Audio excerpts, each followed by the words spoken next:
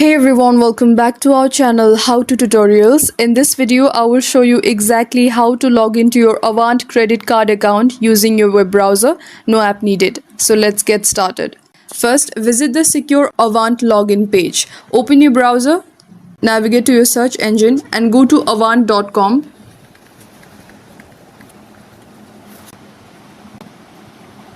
From the home page, tap the three horizontal lines menu icon at the top right and tap on Login in the top navigation to reach the secure login page.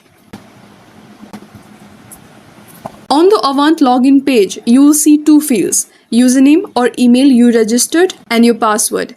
Enter these correctly. Now your password.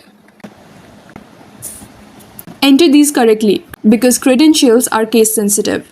If you have forgotten your password, tap Don't remember your password below the login field. You will be prompted to reset using your registered email.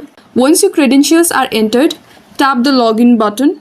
If you're logging in from a new device or browser, Avant may send a verification code via SMS or email to confirm your identity. After logging in, you'll land on your Avant digital dashboard where you can check your available balance, view recent transactions and statements, set up autopay or paperless statements, and manage payment options and preferences. So yes, if you're on a new browser, expect to verify with an SMS code.